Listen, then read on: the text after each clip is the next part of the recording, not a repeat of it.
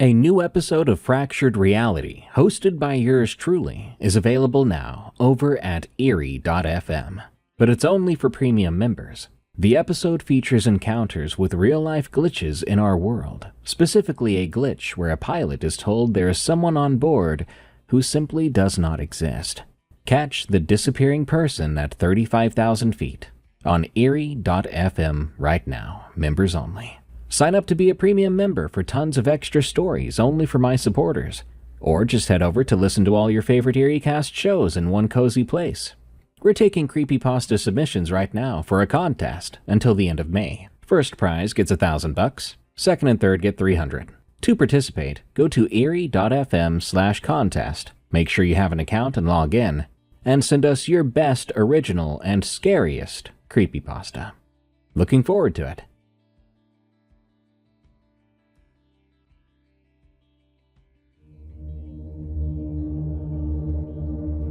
What makes deer so unnerving? I think it's their eyes. Big, dark, staring eyes that see beyond what they look at. It forces you to feel as if you're prey along with them. This story sent to me by Simply Ryan, called The Deer in My Backyard, is a disturbing and strange tale. In it, a man discovers his father's new obsession with taxidermied deer, which he sets up outside in the yard. But there's a very good reason they face away from his father's house. Something else is out there, and it wants in.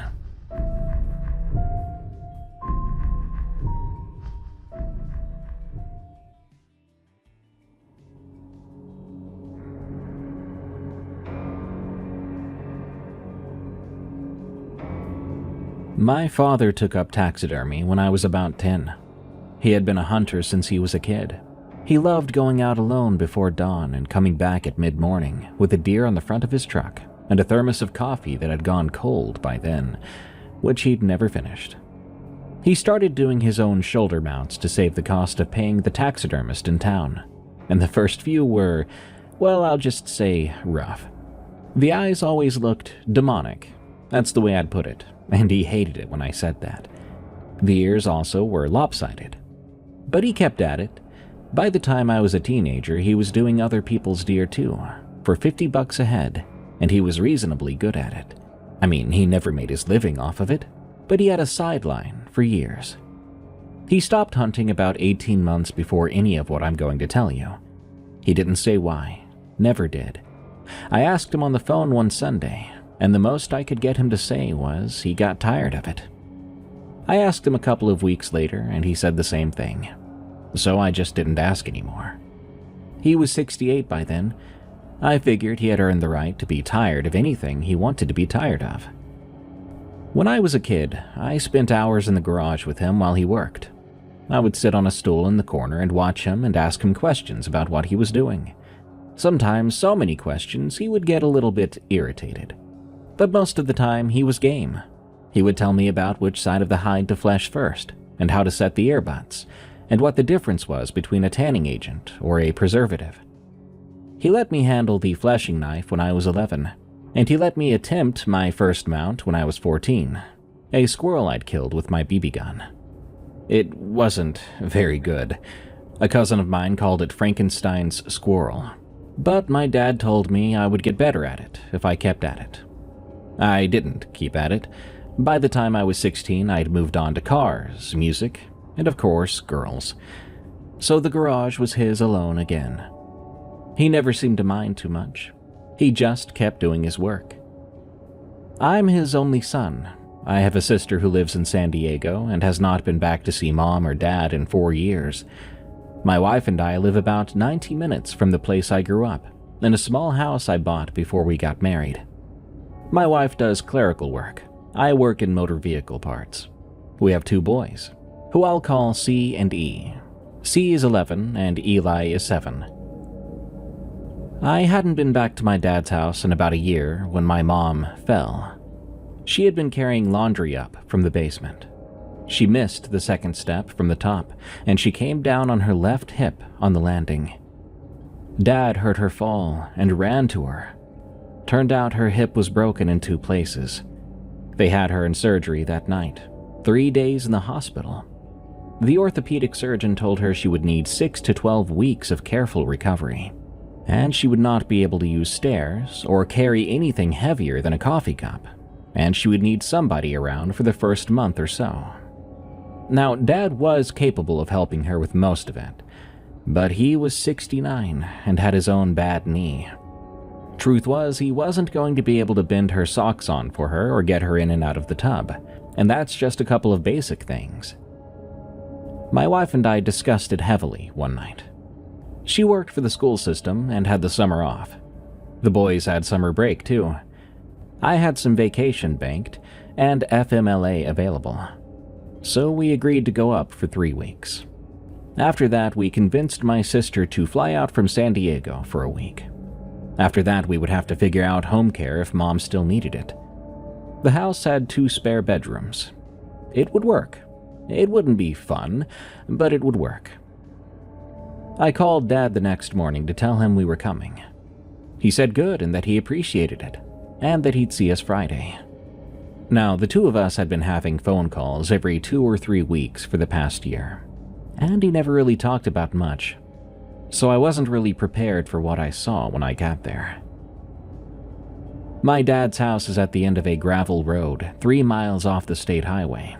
The road climbs the side of a low ridge and crosses a creek twice on a 1-lane bridge. The trees on both sides are mostly maple and hickory, with some white pine mixed in. There are 4 houses on the road, including my dad's. He has 37 acres at the end of it, most of it woods, with a clearing of about 4 acres where the house and the barn and the outbuildings are. The driveway turns off the gravel road and runs up an incline for about 100 yards, which goes through hardwood trees, then opens up into a clearing. I saw the first deer where the driveway opens up. It was a 6-point buck, standing about 10 feet to the right of the driveway, on the edge of the lawn. Its eyes were glass. Its fur was matted, and a piece was missing from its left shoulder. It faced away from the house, looking out towards the woods. I slowed the truck. "What is that?" my wife said. "God, that's one of my dad's mounts." "But why is it in the yard?" she wondered. I didn't have an answer. I drove a little further. There was another one to the left of the driveway. This one was a smaller doe with 1 ear missing. Past that was another buck, in the middle of the yard near the well house. Then another. As we came up to where the driveway fully opened in front of the house, I could see the whole clearing. There were mounted deer everywhere. They were placed at intervals around the perimeter of the clearing, all of them facing outward toward the woods. I counted them as I drove. There were 12 in the front clearing alone, with more visible at the corners of the house, going around to the back. The boys were quiet in the back seat. I looked at my wife, and my wife looked back at me like, what is going on? We saw my dad sitting on the front porch. He was in his rocking chair. He'd had that thing for 30 years, a green metal rocker that had been painted 3 times. He had his hands folded in his lap. He was wearing overalls and a John Deere hat. He had his rifle leaned up against the wall behind him, in the corner between the screen door and the porch post. I parked and got out.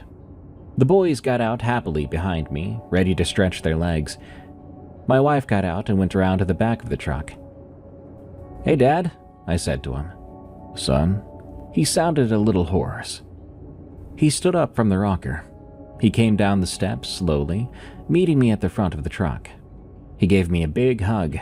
Then he hugged the boys one at a time, then my wife. He turned around to the door. "Come on in. Your mother's been waiting for you." It was funny at the time, but he didn't say anything about the deer. I guess to him it was just decor. We unloaded the truck. I took the bags up to the spare bedrooms. That house had not changed in the year since I'd last seen it. The rugs were in the same places, photos in the same places, and the same photos. The kitchen smelled like that same brand of dish soap I grew up with. We found my dear old mother in the dining room, which had been converted into a sick room. There was a hospital bed where the table used to be, and there was a walker beside the bed. Her left leg was in a long brace that went from her hip to her ankle. She was thinner than the last time I'd seen her. Her hair had gone wider at the part. She had her glasses on and she was sitting up, with 3 pillows propping her up. She was reading a Joyce Carol Oates paperback. "Hey, Mom, you doing okay?" Just get over here."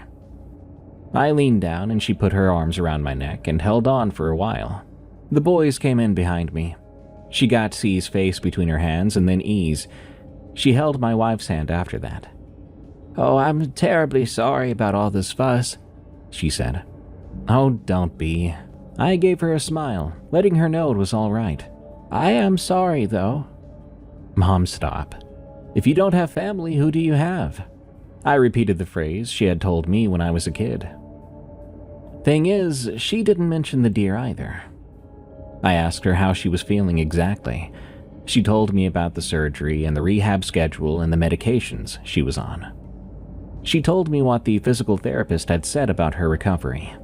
She did all of this without even mentioning that there was a dozen taxidermied deer arranged around the house and that my father was sitting on the front porch with a rifle behind him. I went back outside to help my wife with the last of the bags. The deer in the yard still faced away from us, looking out to the trees. I walked out a ways, stopping at the 6-point buck at the edge of the driveway. It was clearly my father's work. I examined the details. The eye placement was a little too high. The line of the seam down the back of the neck was visible if you looked for it. The hooves had been set in some kind of dark resin that had been formed into rough blocks, painted to look like the ground. The whole thing was secured to the lawn by what looked to be rebar stakes through the resin blocks. I bent down and felt the back of it. The hide was, in fact, real. So was the fur. It had been done by hand and finished by hand and placed here on purpose. The next one over, the doe with one ear, had clearly been out in the weather longer. Its hide was sun-bleached in places, and there was moss starting on the resin at the base. I straightened up. My wife was standing at the back of the truck holding E's stuffed rabbit. She looked at me. "We're gonna have to talk about this," she said. "Yeah, I expected as much," I replied. She put her hands on her hips. "Right now. Not in the yard."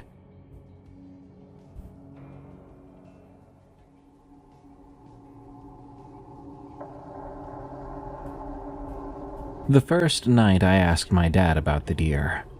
We were on the porch after supper. My wife was inside helping Mom get ready for bed. The boys had eaten and gone upstairs to the spare bedroom to set up their plastic animals on the dresser. C had said about 6 words at dinner. E had said maybe a dozen, and most of them were about the deer in the yard. The dog, an old beagle named Patches, who had been my mother's idea 12 years ago, was lying on the porch by my dad's feet. "So, Dad," I sat down beside him. They didn't have a spare chair, so I just kneeled on the porch. "What's with all these deer out here?" "Been working on 'em," was his simple answer. "Yeah, I can see that. But why?" "Just something to do." He cleared his throat. Sounded pretty gross. "But there's so many. What do you mean, something to do?" "There's 14. "Okay, 14. Why did you put 14 of them out here?" He cleared his throat again. "Well, it just feels right with them around. I don't see what the issue is." "Well, I've never seen anyone do something like this before. You used to put your mounts in the den." The old man shook his head at me. "I changed my mind on where I want to put them." "All of them? Outside and facing the woods?" He nodded. "Dad, that's not normal. What's going on?" He stopped and glared at me, but then his face looked more tired than irritated. "I'm gonna ask you to leave that alone for tonight. You've been driving and your wife is tired, so are the boys. Your mother sure is glad to see you. We're not gonna talk about this anymore tonight." And that was that, at least for now. All right, Dad. Have a good night. You too. I'll be in a moment. Just gonna walk the property before bed. He stood up and grabbed his rifle. Oh, I can come with you if you want, I asked. He shook his head. You sure? Sure. Patches. Come on, boy. The dog got up off the porch, stretching his obviously achy joints, and trotted down the steps. My dad walked down after him. He went around the side of the house to the right and disappeared past the corner. I watched, seeing if he would come back anytime soon, but he didn't, and I figured he'd gone all the way around to the back. I'd said goodnight, but I kind of wanted to sit on the porch a bit longer. The dark came in. I could hear my dad's footsteps somewhere off in the back of the property, the crunching of gravel and leaves in an old man's gate. He came back, but it took him 40 minutes. The dog came back up the steps first. My dad came up after him. I thought you went to bed. Dad, I just wanted to make sure you're okay. Oh, I'm fine, boy. Let's get on to bed. So I went. My wife and I were in the small guest bedroom at the back of the house. The boys were in the larger spare across the hall. The bed was a double, smaller than what we had at home. My wife was lying on her side facing me. So, did you figure out anything? He wouldn't answer any questions, I told her. You had no idea about all these deer, huh? I sighed. No, I didn't. He's always mounted his own deer for a long time, but I didn't know he was sitting them in the yard. We've been on the phone almost every week. He's never said the word deer, I'm telling you. My wife rubbed her eyes. And what's he doing with that rifle right next to him all the time? I shrugged. Did you ask about that? No, hon. He said he was walking the property and he took it with him when he did it. Maybe he just does his rounds throughout the day. Rounds for what? Her hand shot up with a demand for an answer. Well, he didn't say that either. She was clearly agitated, and I couldn't blame her. My dad was being very suspicious. I don't know if we can stay here, she said. I'm not saying we go tonight. I'm saying I don't know if we can stay the whole 3 weeks, like we thought. She crossed her arms and lay in bed. I sat down next to her. I don't blame you, to be honest. Just give me a while to figure out what's going on. Okay, but try to do it quick. Your dad's freaking me out. I gave her a half smile. We went to sleep. I slept badly. I woke up around 3 with the feeling I'd heard something, so I went to the window to check. The window looked out the back of the house, across the backyard and toward the woods. There was mist coming up from the creek that ran along the back of the property. The moon was up and behind the clouds, and the light was diffuse. I could see the back fence and the tool shed, and those 2 deer that were placed near the tool shed. Seeing them again in the night out there made me worry. What was wrong with my dad? I stood at the window for a few minutes. The yard was so still and quiet. Eventually, I went back to bed. In the morning, I counted the deer again. There were 15 now. He'd added one. I walked the perimeter of the clearing to check. The new one was on the back side of the property, on the line between the backyard and the woods. It was a 4-point buck. The fur was clean and the eyes were set straight. The hide was tight on the form. It looked recent. The resin at the base was darker than the resin on the older ones. Newer. I walked over to the garage. My dad's garage is a detached building about 20 yards from the house. He built it himself in the 70s when I was a baby. It has 2 bays, the right one for the truck and the left one for his work. The work side had a long bench under the back window with shelves above it and a pegboard with his tools. The smell was the same smell I remembered from my childhood, sawdust and preservative, with a touch of machine oil on top. My dad was at the bench. He had a deer hide spread out in front of him. He was working on it with a fleshing knife. He had a respirator pushed up on his forehead, and he didn't look at me when I came in. Hey, Dad, good morning. I noticed there was a new deer out by the tool shed. I brought it up immediately. He focused on his work. So, where did that one come from? Found it. Back of the property. Dead already. Oh, well, what killed it? No idea. You think someone shot it? No. Do you think an animal got it? Instantly, he set his knife down and stopped working on the hide. He looked out the back window of the garage, then to me. He looked stern. I'm gonna ask you again to leave this alone. I was about to speak, but he put his hand up. I know you got questions, and I don't have answers for you that are going to be satisfying. The questions you are asking me are not questions I'm going to answer this morning. Maybe at some point in the next few weeks I'll tell you something, since you're going to be here for some time. But not this morning. I've got to get this hide cleaned before the day warms up. I rolled my eyes. All right, Dad. I left the garage. By the end of the first weekend, I'd stopped asking my dad about the deer, and I began to watch them instead. I would count them when I could throughout the day.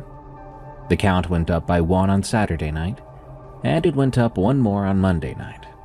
By Tuesday morning, there were 18 deer. The new ones would appear usually in the morning, between the time my dad went to bed and by the time I got up to start the coffee. He went to bed around 11. I got up around 6. There was a window of about 7 hours in which a 4-point buck or an 8-point buck, or once a yearling doe, would arrive on the property and be in the backyard or beside the tool shed when I came out to look. I never once saw him place one. I never heard anything in the night either. The hides were always perfect. The eyes were always still bright. The bodies were always whole and unmarked, as if the animals had laid down on their own and let Dad take them.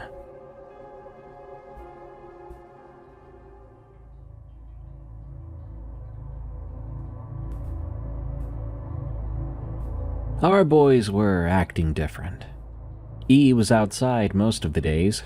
He had picked the new 4-point buck behind the tool shed as his favorite, and even named it Henry. He sat in the grass next to Henry and read out loud from his picture books. He told my wife at lunch one day that Henry liked the one about the monkey best. My wife told him it was sweet that he liked the deer, but that these deer were not toys, and that he should be respectful around his grandfather's stuff. E said he was respecting them, that they weren't toys, obviously. They were his friends. It sounds weird, but he would say it with the seriousness of a 7-year-old. So maybe it was just a kid thing, I thought. As for C, he was inside most of the time. He sat on the couch with his book or his handheld game, and he didn't want to go out. When my wife asked him if he wanted to walk down to the creek with her and E, he said no thanks. When I asked him to come help me carry the recycling out to the bin, he came out, but he kept his eyes on the ground the whole time, walking fast, and was back inside as soon as the bin lid closed. I asked him at dinner on Monday if he was feeling okay. He said he was fine. He didn't look at me, though, when he said that. "Hey, bud, you sure?" I placed a hand on his shoulder. He smirked and nodded his head. "I'm sure, Dad." "Are you sleeping okay? I know it's hard to sleep at a new place." He nodded again. "You can tell me if something is bothering you, okay?" "I'm okay, Dad," he said. I let it go. My wife caught my eye across the table. My dad was eating his pork chop and didn't look up. That Tuesday night, C had a bad dream, and he came into our room around midnight.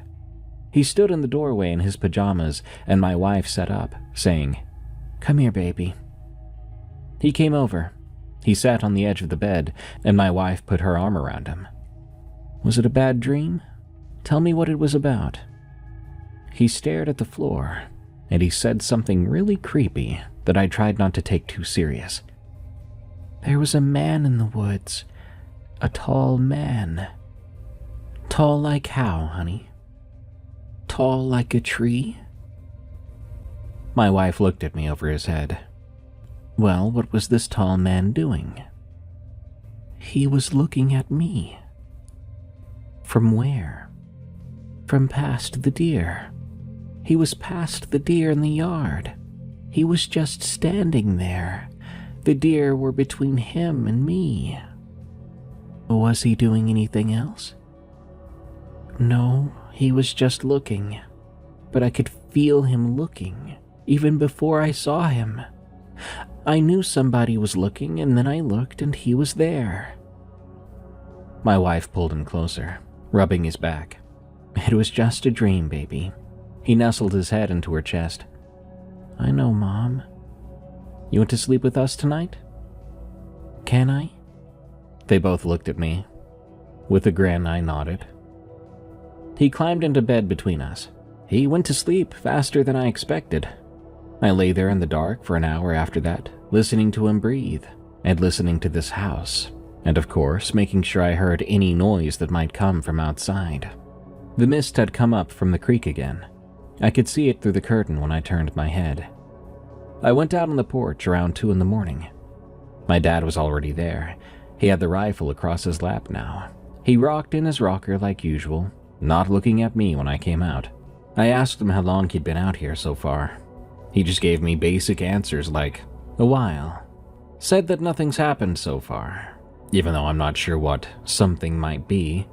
And when I asked what he was doing, he just said, same thing I do every night, son. When I asked what that was, he just rocked. I sat down on the porch step. The dog came out from somewhere and lay down next to me with his head on my thigh. The moon was up and the mist was up again, and I could see the front yard pretty clear. The deer were in their places. The closest one was the original 6-point at the edge of the driveway. The one past it was a doe with a missing ear. Past that, the yard sloped down a little, and the deer at the edge of the yard were partly hidden in the mist. I sat there with my dad watching the yard. The mist moved a little, slowly, with no wind to really push it, from what I could tell. And it was around then that I saw movement behind the deer. It was past the yard in the trees at the edge of the woods where the property line was. It wasn't an animal moving through the trees, but something the height of those trees, or close to it, moving between them.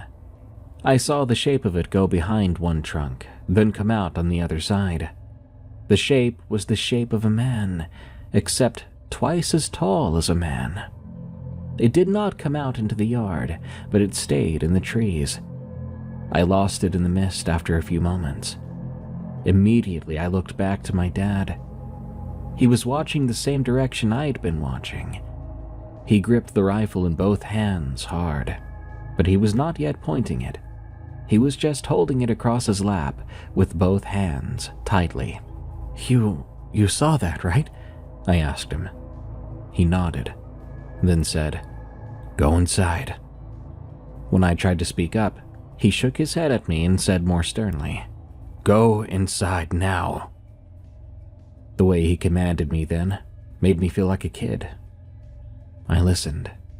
I went inside and I lay next to my wife and C, who was still asleep. I didn't sleep for the rest of the night. I lay there and I went over what I'd seen. That shape and the height of it. What in the world was that? A weird trick of the light and shadows? In the morning, my wife was up before me. She had C in the kitchen eating cereal, and E was outside, of course. My dad was in the garage again. Mom was in her bed with her physical therapist, who came 3 mornings a week. My wife sat down next to me at the kitchen table after she had cleared C's bowl. "Tell me what happened last night. You're acting weird." I told her, and I didn't leave anything out. I said exactly what I'd seen, and how oddly it resembled C's dream. Her eyes were wide and drifted off for a few seconds before she replied, "I think we need to leave." "I know," I told her. "How fast can we leave?" "Well, let me talk to my dad." "Today," she said. Today, I got it." I went out to the garage after the physical therapist left. My dad was at the bench. He was stretching a new hide over a form. He had the respirator down around his neck. "Dad, I need you to tell me what you saw last night. What I saw," I demanded from him. He set the hide down and turned toward me. "Son, I don't know what it is. I've never known. I've had 1.5 years to figure it out, and I haven't. So I'm not holding anything back from you, I promise. I just don't know." "What are you talking about? What happened 1.5 years ago?" I asked. "That's when it started. I came home from hunting, and there was a deer in the yard, the front yard. A dead buck, but there was no mark on it that I could find. I called old Mason up the road. He came over and looked at it with me, and we couldn't figure out what had killed it. He thought maybe it had a heart attack. Deer do have heart attacks sometimes." I said sure. I put it in the bed of the truck and took it to the garage, and I dressed it out. A week later, there was another one, same as the first, dead and no markings. I called Mason again, and Mason did not come this time. I think he'd decided he didn't want to know what was going on, so I dressed that one too. The next time, it was a week after that. Then it was every couple of days. Then they started coming faster than I could process them. I had to start preserving them whole, since I didn't have the freezer space for the meat and I wasn't going to leave them to rot. After the third one I found, I saw it. I was out on the porch one night with a flashlight, trying to see if I could see what was bringing these dead deer here. I saw it at the edge of the trees for about 10 seconds. It was tall enough that I knew I was looking at something I didn't have a name for, and I could feel it watching me. I thought of C's dream then, and I tried not to let my dad see that I had shuddered. After it left, I didn't go inside for a couple of hours, since I didn't feel like I could move yet. It was such a strange sensation. When I did go inside, I told your mother. She believed me, but she didn't see it that night. However, she has seen it before. I didn't know what to say. "What is it? How often does it come here?" "I've seen it every night for the last 12 months now." He looked down at his feet. "Every night," I muttered. "Yes, every night. Sometimes for a long time, sometimes for just a few seconds. Sometimes it stays in the trees, and other times it comes out into the yard a little ways. It has never come up to the house, though. The deer in the yard are between it and the house, and it has never come past any of the deer in the yard." Are you saying the deer keep it out?" "I'm saying it has never come past the deer in the yard. I do not know what is keeping it out. I have a theory, but I'm not sure." "What's the theory, Dad?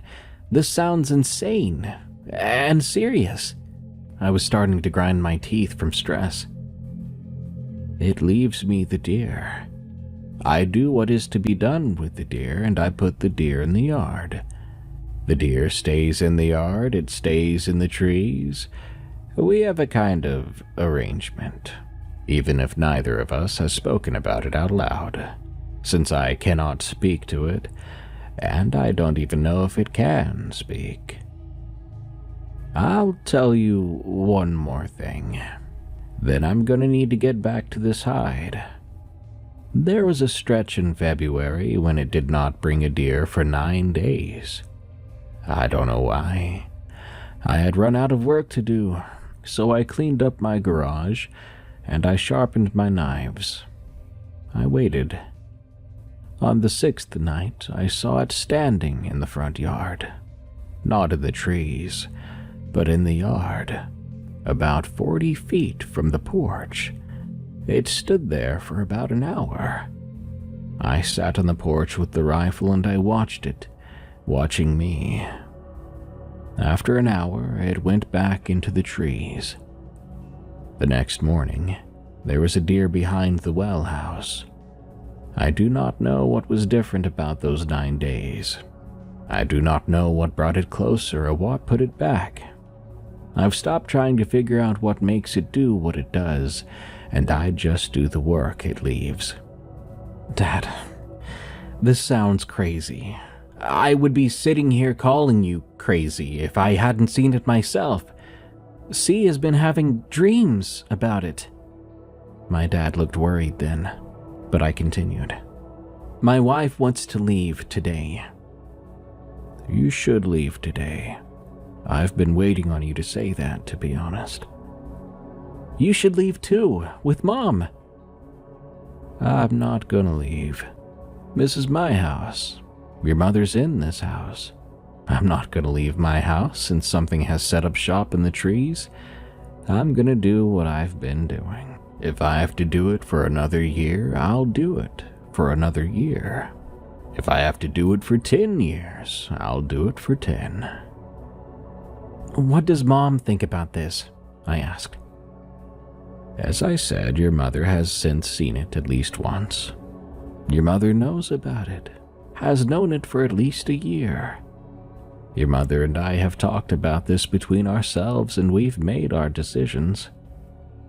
You should have told me before I came out here. I should have. I really should have, and I'm sorry I didn't. I'm gonna pack up my family and leave as soon as possible, I said. He nodded. I can call Aunt Janet about coming up to help Mom for a couple of weeks, until my sister gets here. Okay. He just kept nodding. Dad, what if it comes inside? What even are your plans for all of this? It hasn't come inside yet. I know it hasn't, but what if? I couldn't tell you. I squeezed my eyes shut, then turned around and headed back to the house. I told my wife about the conversation, and we began to pack the boys' bags. We had been there for 4 days. I went to my mom's room. She had her glasses off and a book in her lap. He's told you everything, hasn't he? She said, seeing the look on my face.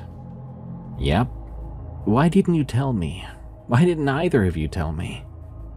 She closed her book. You should come with us, Mom. I don't want you or Dad to be here. I can't. You know I can't do stairs right now. And you don't have a downstairs bedroom. I'm not gonna be hauled around like a sack of potatoes. And your father's not gonna leave no matter what I say. I'm not gonna leave without him either. So that's the end of that. Okay. I paced around the room. Well, Aunt Janet's gonna come up, cover our weeks before my sister gets here. That's fine. I'll see Janet then. Go on. Take your boys home. And your wife. I hugged her and kissed her on the cheek. My dad helped me carry our bags down to the truck. He didn't say much. The boys were already in there, and my wife was up at the porch saying goodbye to Mom through the open front door. Since we decided not to have the boys come in for a second goodbye, because that would set E off. The screen door was propped open with one of the rubber wedges my dad had been using for the screens. He put the last bag in the bed of the truck, and he stood there with his hand on the tailgate. I'll call you when I get home, I told him. If you ever change your mind about staying, the spare bedroom is yours. I know that, and thank you, but I think we have to go. Well, y'all take care. Sorry, son. It's all right, Dad.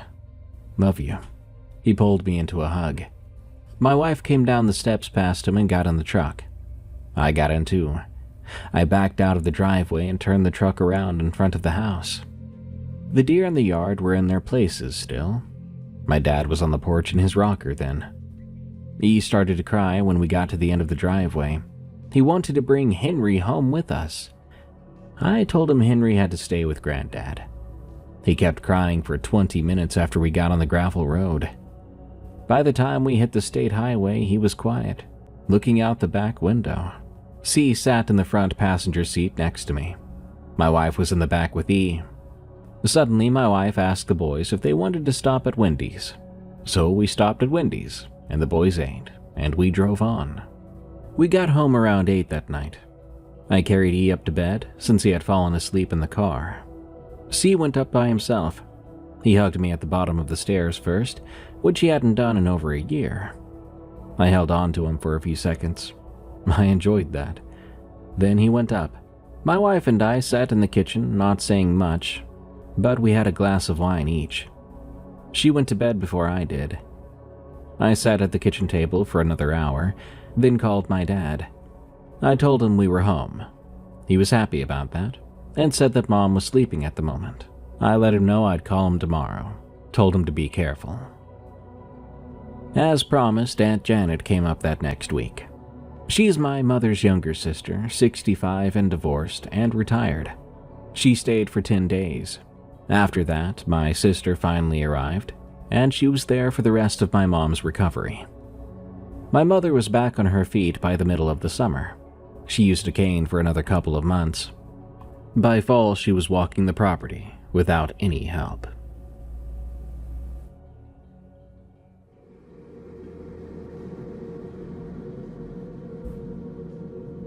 I called my dad every week.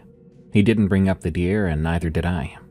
We talked about my mom's recovery and my work and the boys. I asked him after about a month if he was still doing the same thing, and he told me yes. I asked him if it was the same as before. He said it was. And I asked if he'd been sleeping okay, or at all. And of course, it was the usual. And that's where I left it. I didn't go back up there. My wife didn't want to go, and she didn't want me to take the boys anymore.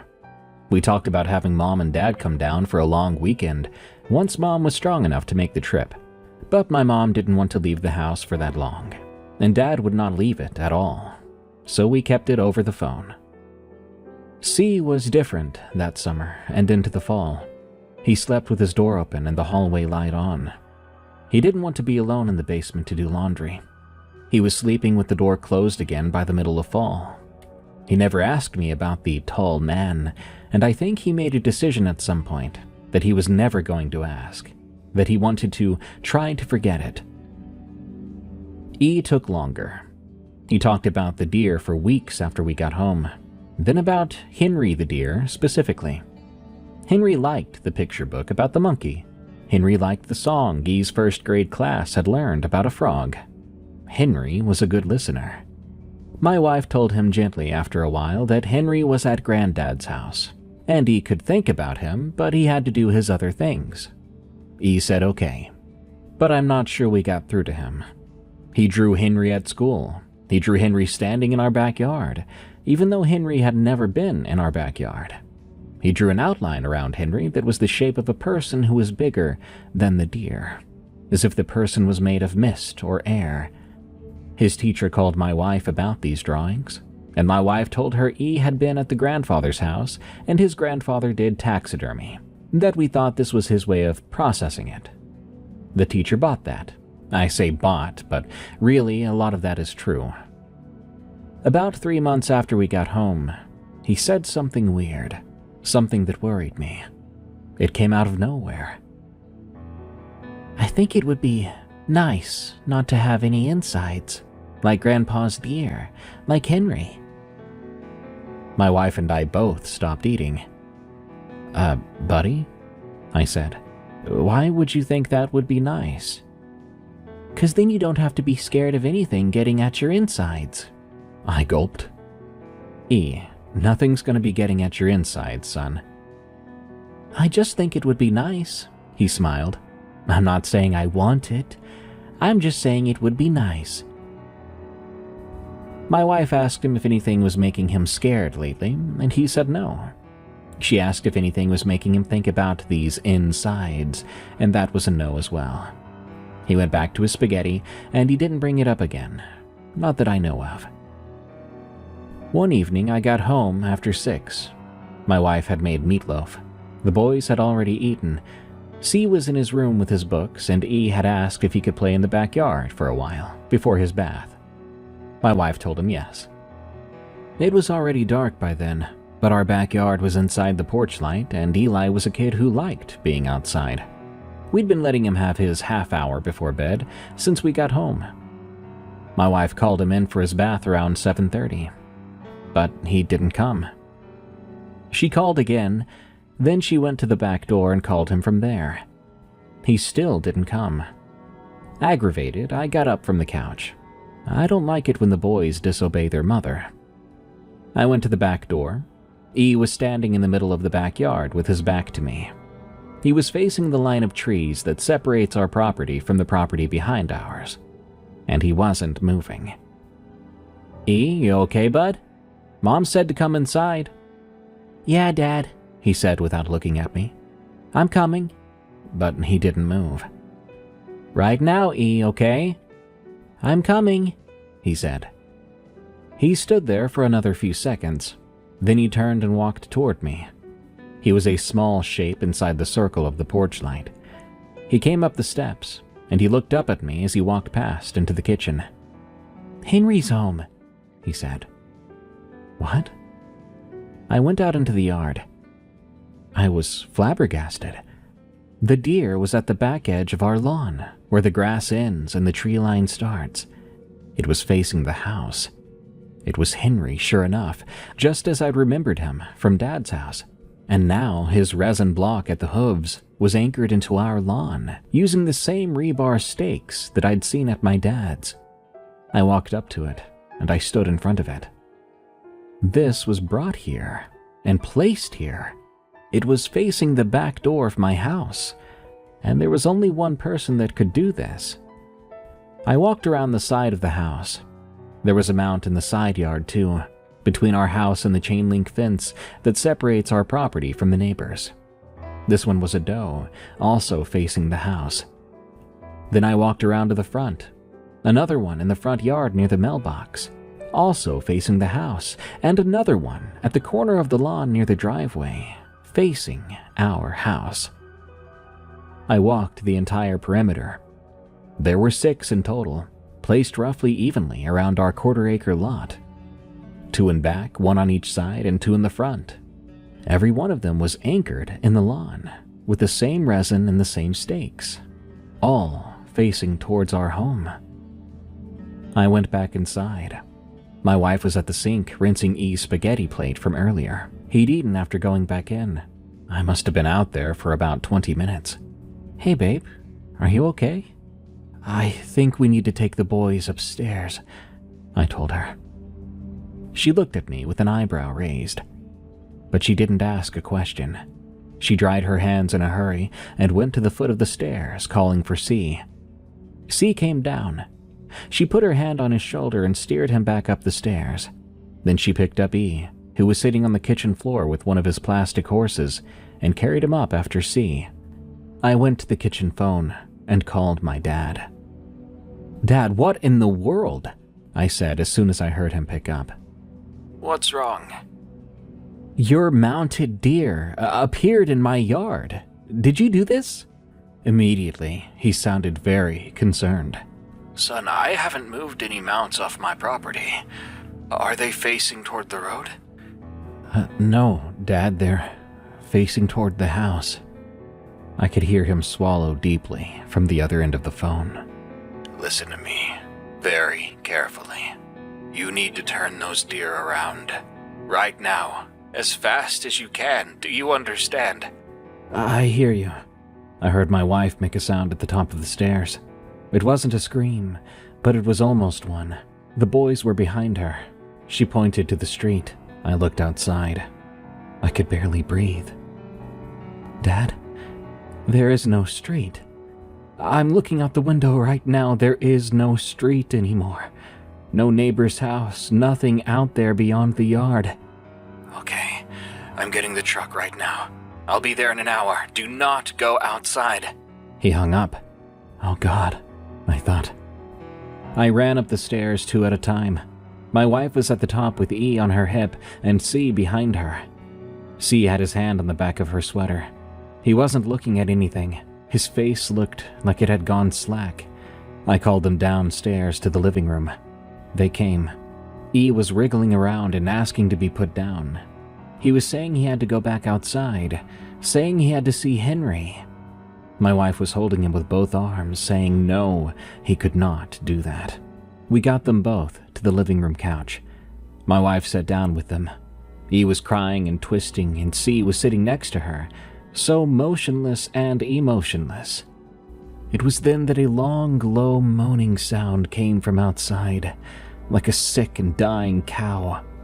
It came from somewhere out past the back of the house. It went on for about 5 seconds and stopped abruptly.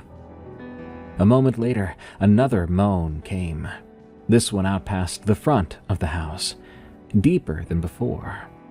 A third one came after. None of them sounded like the same animal as the others. They all sounded different, like various animals in different stages of torment. C let go of his mother then. He slid sideways off the couch and onto the rug on the floor. I expected to see him catch himself, but his shoulder hit first and then his head, gently. His eyes were closed. "See?" I ran over to him and turned him over. He was breathing, thankfully, but his eyes remained closed. I shook his shoulder and said his name, but I could get no response from the boy. I then checked his pulse to be sure. It was fine. I picked him up and put him back on the couch beside his mother. She had E pinned to her with one arm. With the other, she held C's head against her shoulder. Then the house began to fill with mist.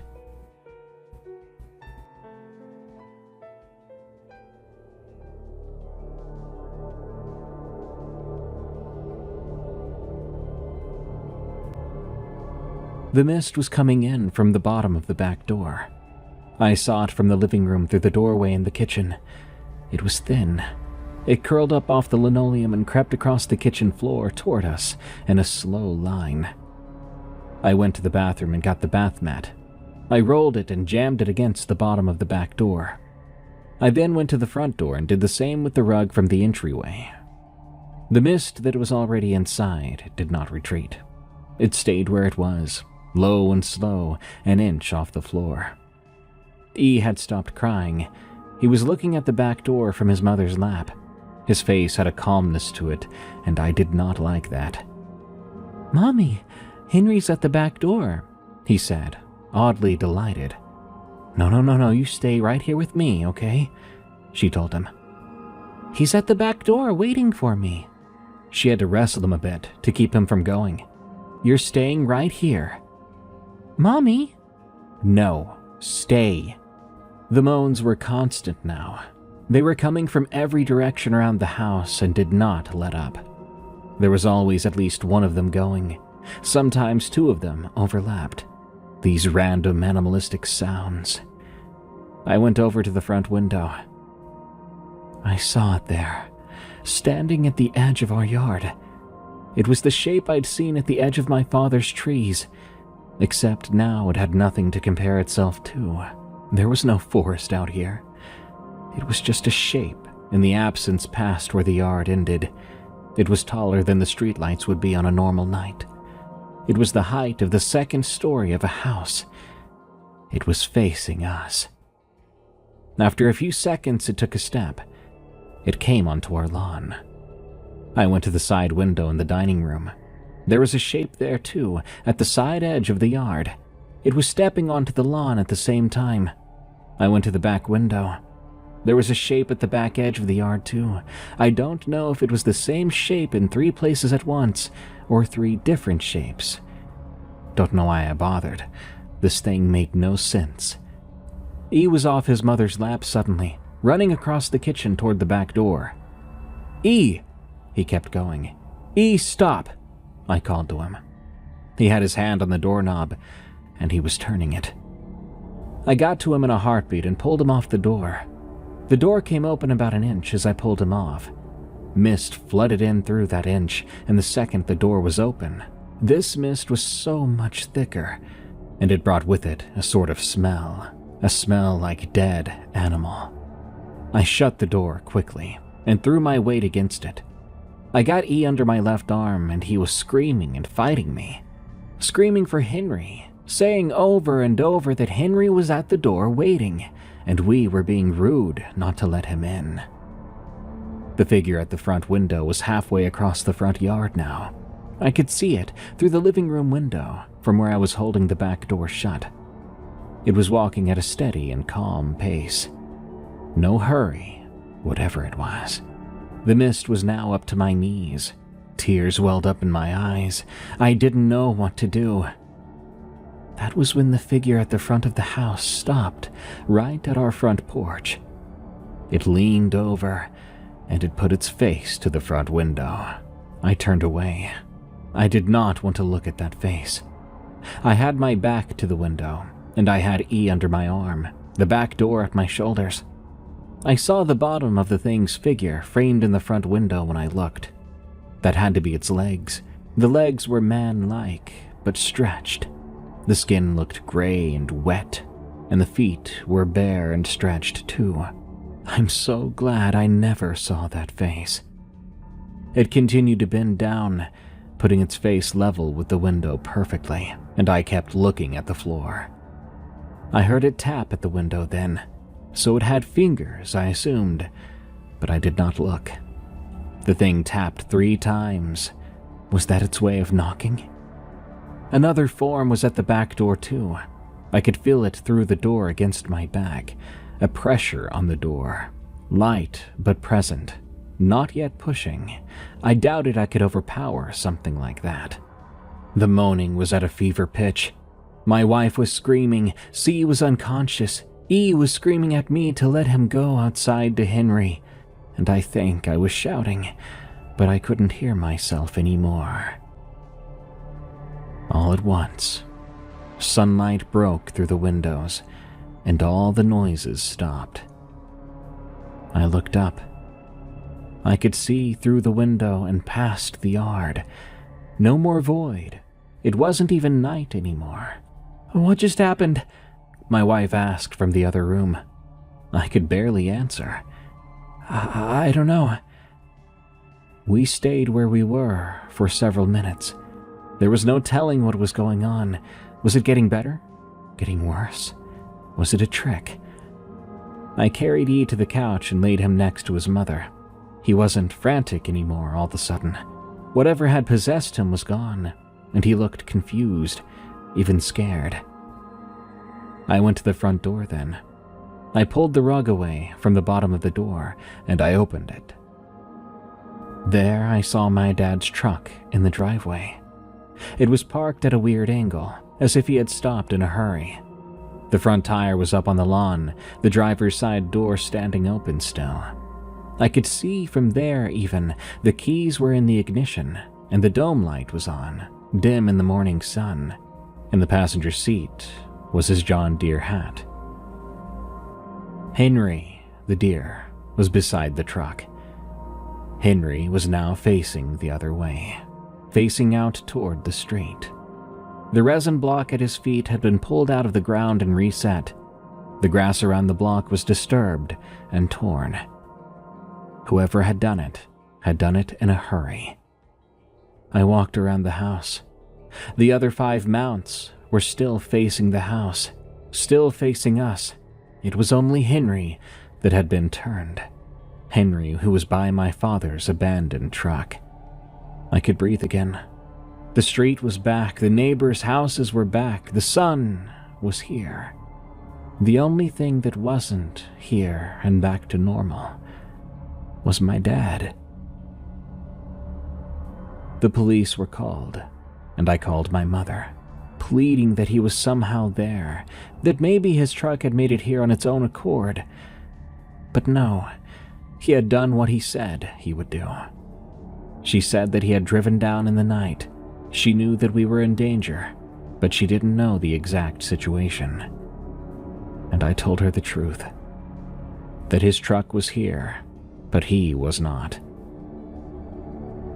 Before the police arrived, I went back outside and pulled the rebar stakes out of every resin block, dragging those 6 mounts into the garage, one at a time. I put them under tarps in the back. When the police arrived, it was something that I did not want to talk about or explain. I went back out then and stamped the displaced ground flat with my boot.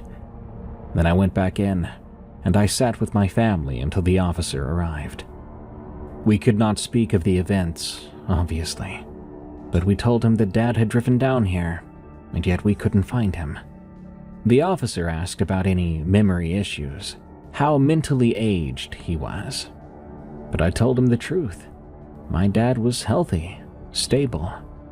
The officer went out to the truck then and examined it for a while.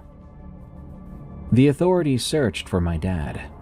Dogs and people of all sorts scoured the surrounding blocks and my yard. Divers in the nearby creek searched too. Apparently, state troopers went to my mom's house and searched all around there too. For a while, his picture was in the news, but he was never found. Not even a body. The only traces were by where Henry stood. Desperate, pushed-in footsteps, like a man trying to pry and turn a statue. Not long after this, my mother moved into an assisted living place in town. She didn't want to be in the house anymore, and she didn't like being alone. We had a memorial for my dad about a year after he was officially declared missing. The best we could do was bury an empty box in the cemetery beside his parents. The county sheriff came to the service, standing at the back of the chapel, but he didn't say a word to me afterward. Mom went on for another 2 years in that assisted living place, but she would die of a stroke. She had been sharp up to the day she went, and we talked on the phone every week. The topic of Dad and those deers was very clearly avoided. The one time the conversation veered was about a month before she died. I went to visit her in person, and out of nowhere she said, "You know, your father did what he had to do." I know, Mom. He was a very tired man. All the things he had to do at our house, he didn't want to do any of it. But he did it for us, because he had to. That's the type of man he always was. Did what he had to do. I bet you if you were here, he would do it again in a heartbeat. I hugged my mother tightly, and I tried not to sound like I was crying, despite the tears. Mom never mentioned what happened to the deer in the yard. The last time I went to their house after Mom passed to check out the property and her belongings, the deer were gone, and at every spot they had been standing, there wasn't even a mark in the ground.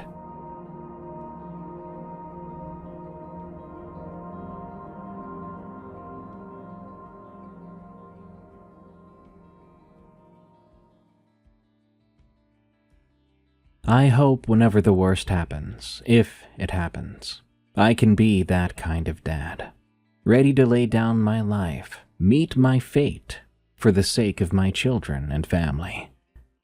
This was a terrifying story, leaving a lot of questions to be answered. But at least there's some light knowing that true good exists. Good night. This has been Unexplained Encounters. I've been your host, Darkness Prevails.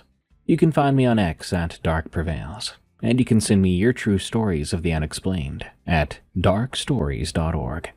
Support what I do and unlock tons of extra narrations and stories read by me. Head over to eerie.fm, that's EERIE.fm, and become a premium member. We can't keep going depending on platforms like YouTube, who might pay us 1 month, then not the next. So we need your help.